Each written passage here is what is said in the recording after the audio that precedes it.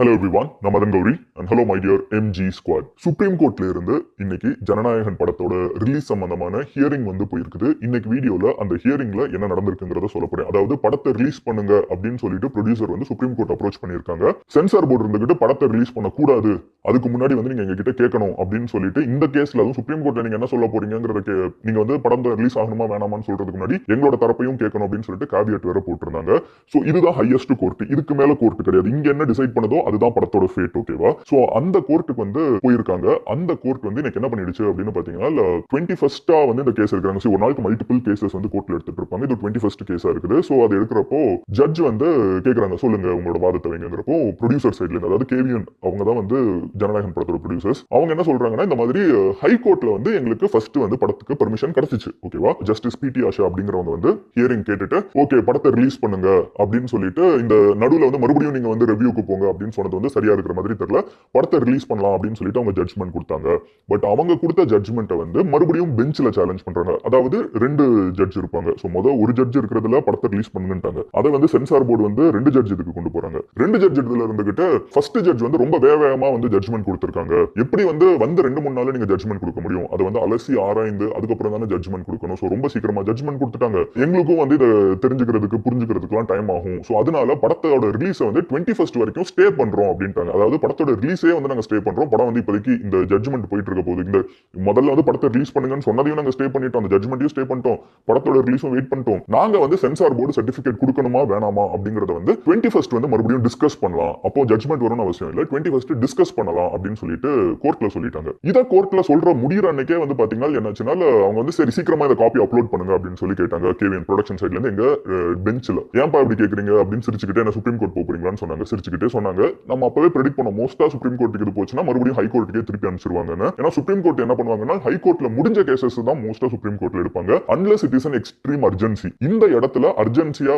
Producer 500 கோடி ரூபாய் போட்டிருக்காங்க, படத்தோட ரிலீஸ் டேட் ஆல்ரெடி சொல்லிட்டாங்கிறத கன்சிடர் பண்ணலாம். பட் சுப்ரீம் கோர்ட் பண்ணுமா பண்ணாதாங்கிற ஒரு டயலமால இருந்தோம். இப்போ கேஸ் ப்ராக்ரஸ் ஆகிறத பாக்குறப்ப சுப்ரீம் கோர்ட் அதை கன்சிடர் பண்ணல. சுப்ரீம் கோர்ட் ஒரு பெரிய அர்ஜென்சியா பார்க்கல. இன்னைக்கு சுப்ரீம் கோர்ட்ல இது லிஸ்ட் ஆனப்போ ப்ரொடியூசர் இதெல்லாம் சொல்றாங்க, இந்த மாதிரி ஃபர்ஸ்ட் எங்களுக்கு கிடைச்சிச்சு, செகண்ட் எங்களுக்கு மறுபடியும் ஸ்டே பண்ணிட்டாங்க, அது 21st வரைக்கும் 9ஆம் தேதி ரிலீஸ் ஆக வேண்டிய படத்தை 21st வரைக்கும் நீங்க மறுபடியும் அதுக்கப்புறம் எவ்வளவு நாள் போகும்னு தெரியல. சோ இது கொஞ்சம் ஃபாஸ்ட் ஆக்குங்க, எங்களுக்கு படத்தை ரிலீஸ் பண்ண விடுங்க அப்படின்னு சொல்லி கேட்டதுக்கு இன்னைக்கு சுப்ரீம் கோர்ட்ல என்ன சொல்லிட்டாங்கன்னு பாத்தீங்கன்னா சிங்கிள் ஜட்ஜ் பிடி ஆஷா இருக்காங்க, ஜஸ்டிஸ் பிடி ஆஷா அவங்க வேக வேகமா இதுக்கு ஜட்ஜ்மெண்ட் கொடுத்திருக்காங்கங்கிற ஒரு விமர்சனத்தை சுப்ரீம் கோர்ட் வைக்குது. அதுக்கப்புறம் இதை இப்பவே சொல்லணும்னு என்ன அவசியம்? இந்தியாவில் இருக்கக்கூடிய எல்லா கேசஸையுமே 1 நாள் 2 நாள்ல முடிக்கணுங்கிறது தான் எல்லா ஜட்ஜுக்குமே ஆசை. ஆனா இப்படி ஜனநாயகன் படத்துக்கு மட்டுமே அவ்வளவு சீக்கிரமா முடிக்கிறதுக்கான தேவை என்ன இருக்குது? ஏன் கோர்ட்டுக்கு வரணும்? கோர்ட்டே சீக்கிரமா ஜட்ஜ்மெண்ட் சொல்லணும். இந்தியாவில் எத்தனையோ கேஸுக்கு இந்த மாதிரி ஜட்ஜ்மெண்ட் வராம பல மாசம் இழுத்துட்டு இருக்கு. சோ நீங்க இவ்வளவு சீக்கிரமா ஜட்ஜ்மெண்ட் கொடுத்திருக்க தேவையில்லை.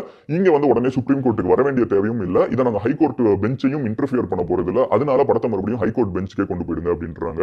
இதை 21st முதல்ல சொல்லியிருந்தாலும் இப்போ கடைசியா நமக்கு வரக்கூடிய இன்ஃபர்மேஷன் என்னன்னு பாத்தீங்கன்னா ஜான் 20 அன்னைக்கு மறுபடியும் ஹை கோர்ட்டுக்கு படத்தை சென்சார் போர்டுல சர்டிபிகேட் கொடுங்க அப்படின்னு சொல்லி வரக்கூடிய கேஸ் வரப்போகுது. ப்ரொடியூசர் சொல்றாங்க, எங்க இதுல நிறைய பிரச்சனை இருக்குது. ப்ரொடியூசர் சைட்ல இருந்து இருக்கக்கூடிய அட்வொகேட் சொல்றாங்க, இதுல எங்களுக்கு நிறைய டவுட் இருக்குது. இந்த ப்ராசஸே எங்களுக்கு ரொம்ப சந்தேகமா தான் இருக்குது. அவங்க யூஸ் பண்ண ஒரு இங்கிலீஷ் வேர்டை நான் மிஸ் பண்ணிட்டேன். பட் எங்களுக்கு இந்த ப்ராசஸே ரொம்ப ஒரு ஒன் சைடடா ஒரு உள்நோக்கத்தோட இருக்கிற மாதிரி இருக்குது. எங்களுக்கு படத்தை சீக்கிரமா ரிலீஸ் பண்ணணும், அதனால எங்களுக்கு நீங்க எங்கேயும் தரமாட்டேன்ட்டீங்க. அட்லீஸ்ட் மெட்ராஸ் ஹை கோர்ட்டுக்கு 20th போகணும்னு சொல்லியிருக்கீங்க. 20th ஜனவரி, ஓகேவா? அதுக்கு இன்னும் 1 வாரம் இருக்குது. இன்னைக்கு 15 தானே, அது பொங்கல் தானே, அது இன்னும் 6 days இருக்குல்ல. சோ இன்னும் 5 days இருக்குது. சோ இந்த நெக்ஸ்ட் வீக் வரக்கூடிய இந்த ஒரு ஹியரிங் மெட்ராஸ்ல பெஞ்ச்ல நடக்க போகுது. அங்க அட்லீஸ்ட் நீங்க நட்ஜ் பண்ணுங்க, அவங்களை இன்னும் கொஞ்சம் சீக்கிரமா அன்னைக்காவது எங்களுக்கு டிசிஷன் சொல்லுங்க. ஏன்னா அன்னைக்கு கேட்க ஆரம்பிச்சு மறுபடியும் நீங்க போயிட்டு வாங்க, இன்னும் 10 நாள் கழிச்சு வாங்க, மறுபடியும் 30 நாள் கழிச்சு வாங்க அப்படின்னு சொல்லி இந்த ப்ராசஸ்ல நாங்க தொலைஞ்சு போக விரும்பல. அட்லீஸ்ட் அவங்க அப்பமாவது ஜட்ஜ்மெண்ட் கொடுக்க சொல்லுங்க அப்படின்னு சொல்லிட்டு ப்ரொடியூசர் சைட்ல இருந்து கேக்குறாங்க.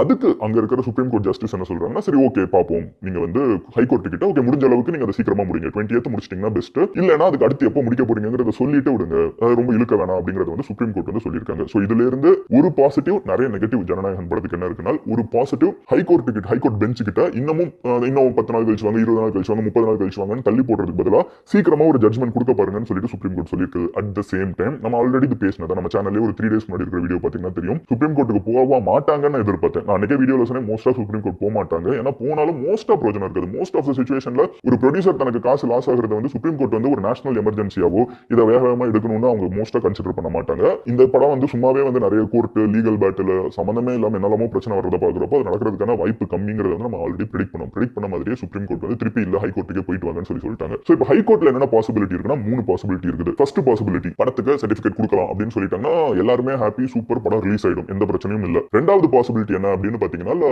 ஹைகோர்ட் இருந்துகிட்டு இல்ல சென்சார் போர்டு சொல்றது தான் கரெக்ட், நீங்க மறுபடியும் அவங்களோட ரிவ்யூ கமிட்டிக்கு போங்க அப்படின்னு சொன்னா சென்சார் போர்டு வந்து 20 டேஸ் வரைக்கும் ரிவ்யூ கமிட்டி அமைக்கிறதுக்கு மட்டுமே எடுத்துக்கலாம். அதுக்கப்புறம் 10 நாள் சென்சார் வந்து ரிவ்யூ பண்ணி அவங்களோட சஜஷன்ஸ் எல்லாம் சொல்றதுக்கு எடுத்துக்கலாம். So that is 1 month process. இதுல வந்து ஜனநாயகன் மூவி சிக்க வாய்ப்பு இருக்குது. இன் கேஸ் சென்சார் போர்டு ஜெயிச்சிருச்சுன்னா நீங்க திருப்பி கொண்டு போங்க அப்படின்னு சொல்லி அனுப்பிச்சிட்டாங்கன்னா சோ அது வந்து செல்லுமா இல்லையா நம்ம பார்க்கணும். ஏன்னா இப்ப மொத்த பிரச்சனை என்னன்னா சென்சார் போர்டு வந்து முதல்ல ஃபர்ஸ்ட் படம் பாக்குறவங்க வந்து ஓகே யூஏ கொடுக்கறதுக்கு ஒத்துக்குறாங்க, கட்ஸ் வந்து 27 கட் சம்திங் சொல்றாங்க. ஆனா அதுல இருக்கிற ஒருத்தரே மறுபடியும் கம்ப்ளைண்ட் பண்ணி அதுக்கு சேர்மனா இருக்கக்கூடியவர் இருந்துகிட்டு இல்ல மறுபடியும் அனுப்புங்க அப்படின்னு சொன்னதான் பிரச்சனை. இப்போ ஜனநாயகன் டீம் என்ன சொல்றாங்க, எத்தனை கமிட்டிங் இப்படி அமைச்சுக்கிட்டே இருப்பீங்க, சர்டிபிகேட் தாங்க 9ஆம் தேதி ரிலீஸ் ஆக வேண்டிய படம்னு சொல்றாங்க. சோ ஃபர்ஸ்ட் வந்து ஜனநாயகன் படத்தை ரிலீஸ் பண்ணலாம்னு கோர்ட் சொன்னுச்சுன்னா ரிலீஸ் ஆயிடும். செகண்ட் வந்து 3 ஆப்ஷன். செகண்ட் வந்து சென்சார் போர்டு கரெக்ட்னா மறுபடியும் 1 மாசம், அட்லீஸ்ட் 1 மாசம் இழுக்க ஆரம்பிக்க வாய்ப்பு இருக்குது. மூணாவது கண்டிஷன் என்ன அப்படின்னு பாத்தீங்கன்னா இது மோஸ்ட் லைக்லி நடக்க வாய்ப்பு இருக்குது.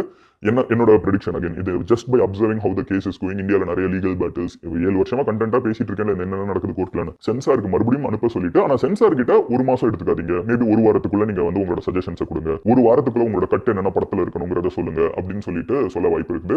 And most likely third judgment வந்துச்சுன்னா சென்சார் வந்து இன்னும் கொஞ்சமும் படத்தை வந்து கட் பண்ண வாய்ப்பு இருக்குது. ஸோ என்ன சீன் வரும் என்ன சீன் வராது அப்படிங்கிறதுலாம் நமக்கு தெரியுது. இப்பவுமே 27 கட்ஸ்ங்கிறாங்க, விச் இஸ் ஹையர். நார்மலா ஒரு படத்துக்கு 27 கட்டெல்லாம் இருக்காது. நார்மலா படங்களுக்கு வந்து ஒரு 10 கட்டு 12 கட்டு இருக்கும் மேக்ஸிமம். 27 கட்ஸ், அதுக்கு மேல என்ன இருக்குதுங்கிறத நம்ம வெயிட் பண்ணி பார்க்கணும். Whatever said and done படம் வந்து ஜான்ல ரிலீஸ் ஆகிறது is a big challenge. Most likely பிப்ரவரிக்கு வந்து மூவ் ஆகும். மார்ச்ல வந்து படம் ரிலீஸ் ஆக வாய்ப்பு ரொம்ப கம்மி. ஏன்னா வந்து எலெக்ஷன் டேட் அனௌன்ஸ் பண்ணிடுவாங்க. படம் மாதிரி படத்துல வந்து ஏதாவது பொலிட்டிக்கலா இருந்தாலும் இது கேம்பெயின் அப்படின்னு சொல்லிட்டு மற்ற எதிர்கட்சிகளோ யாரோ கேஸ் போட வாய்ப்பு இருக்குது. அது மறுபடியும் ஸ்டால் பண்ண வாய்ப்பு இருக்குது. ஸோ பிப்ரவரி விண்டோக்குள்ள படம் ரிலீஸ் ஆகிறதுக்கு இப்போ ஆப்ஷன்ஸ் இருக்குது. பட் அகைன் அது சுப்ரீம் கோர்ட் எப்படி அதை எடுத்துக்குது, சென்சார் போர்டு எப்படி எடுத்துக்கிறாங்க, ஜனநாயகன் டீம் வந்து எப்படி ஹேண்டில் பண்றாங்கன்னு இந்த எல்லா சிச்சுவேஷன்ஸும் இருக்குது. But what ever said and ton மறுபடியும் இது இங்க வரப்போகுது.